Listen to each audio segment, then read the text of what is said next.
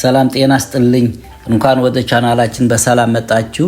በኢትዮጵያ የማክሮ ኢኮኖሚ ማሻሻያ ከተደረገ በኋላ የምንዛሬ ተመኑ በየቀኑ መዋዠቅ እያሳየ ይገኛል። ዛሬ በባንክ እና በውጭ ገበያ ፓራሌል ማርኬት መካከል ያለው ልዩነት ምን ያህል ነው? የትኛውስ ገንዘብ ጨመረ? የትኛውስ ቀነሰ? ዝርዝሩን አብረን እናያለን። አብራችሁን ቆዩ። በመጀመሪያ የአሜሪካን ዶላር ስንመለከት የባንክ መግዣ ዋጋ 160 ብር ሲሆን የጥቁር ገበያ የመግዣ ዋጋ ደግሞ 185.50 ሳንቲም። የአውሮፓ ዩሮን ስንመለከት የባንክ መግዣ ዋጋ 172 ብር ከ80 ሳንቲም፣ የጥቁር ገበያ መግዣ ዋጋ ደግሞ 198 ብር።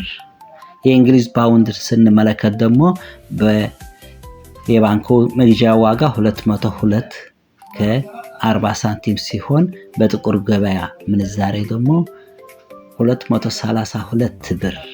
የካናዳ ዶላር ስንመለከት 116 ብር ከ50 ሳንቲም በባንክ ሲመነዘር በጥቁር ገበያ ደግሞ 134 ብር።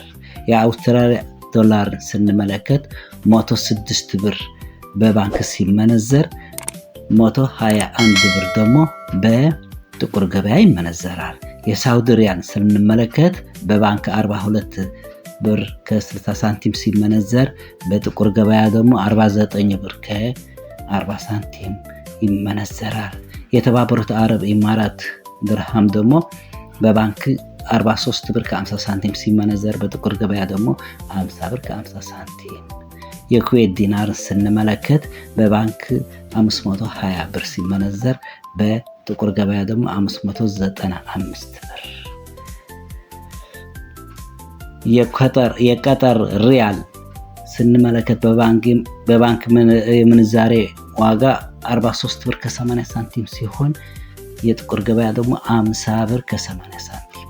የስዊድን ክሮነር ደግሞ ስንመለከት በባንክ 14 ብር ከ80 ሳንቲም ሲመነዘር በጥቁር ገበያ ደግሞ 17 ብር ከ20 ሳንቲም ሲመነዘር ዌብሳይቱ ያሳያል። እንዲሁም የኖርዌይ ክሮነር ደግሞ 14 ብር ከ90 ሳንቲም ሲመነዘር በጥቁር ገበያ ደግሞ 17 ብር ከ30 ሳንቲም።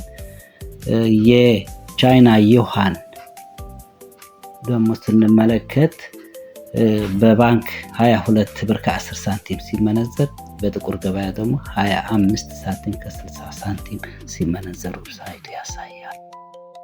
ለዛሬ ያዘጋጀሁላችሁ ወቅታዊ የምንዛሬ መረጃ ይህን ይመስል ነበር። መረጃውን ጠቃሚ ሆነ ካገኛችሁት ቪዲዮውን ላይክ በማድረግ ለሌሎች እንዲዳረስ አጋሩ። መረጃዎቹን ስትከታተሉ ስለነበረ ከልብ አመሰግናለሁ።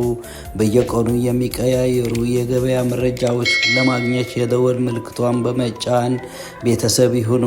አስተያየት ወይም ጥያቄ ካላችሁ ኮሜንት ላይ ጻፉልኝ፣ ሁሉንም አነባዋለሁ። በቀጣይ ቪዲዮ እስከምንገናኝ ሰላም ሁኑ። አመሰግናለሁ።